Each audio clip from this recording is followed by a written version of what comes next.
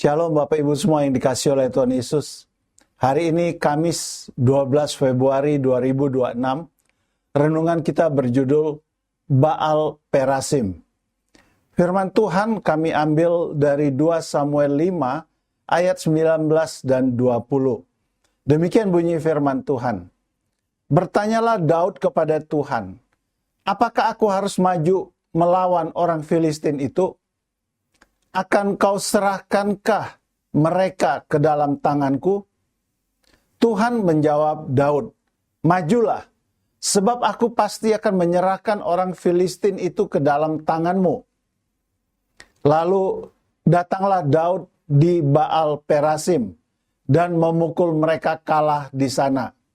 Berkatalah ia, Tuhan telah menerobos musuhku di depanku, seperti air menerobos. Sebab itu orang menamakan tempat itu Baal Perasim. Baal Perasim yang artinya tuan terobosan atau penguasa penerobos adalah suatu tempat yang lokasinya dekat lembah Refaim. Tempat ini adalah tempat di mana Daud mengalahkan orang Filistin. Nama Baal Perasim itu mengingatkan akan kuasa Allah yang menerobos seperti banjir yang menerjang deras. Secara geografis, daerah ini diyakini berada di barat daya Yerusalem.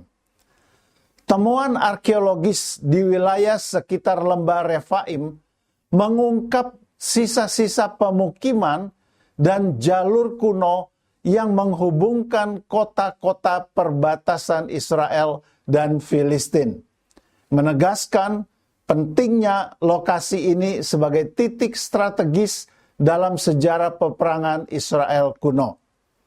Menariknya, Alkitab mencatat bahwa Daud sendiri yang menamai tempat itu Baal Perasim sebagai peringatan akan kemenangan yang datangnya dari Tuhan.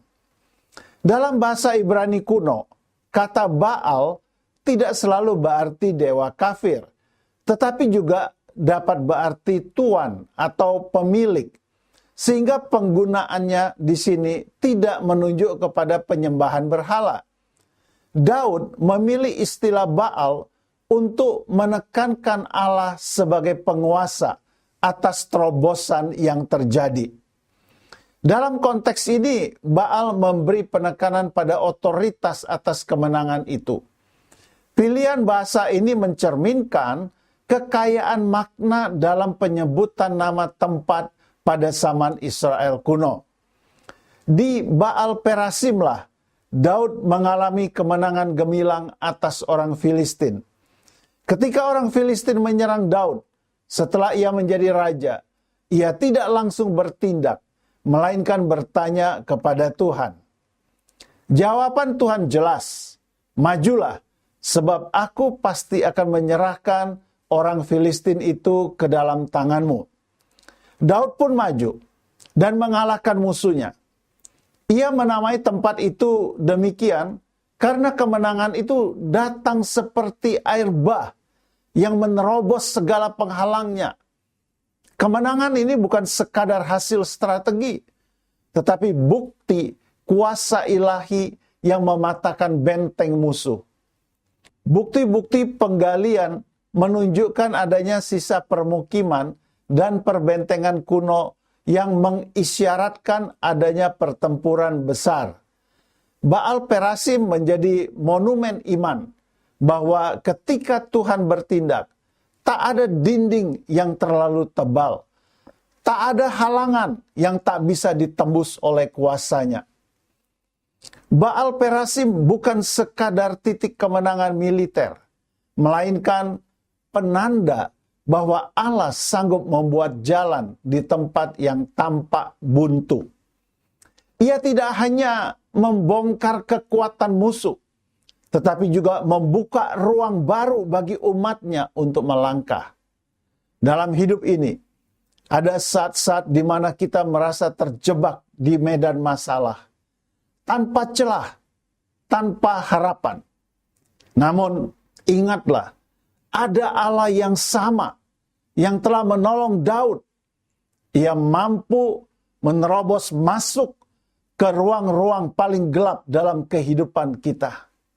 Saat ini, beranikah kita percaya bahwa setiap benteng yang menjulang hanyalah sementara di hadapan kuasanya?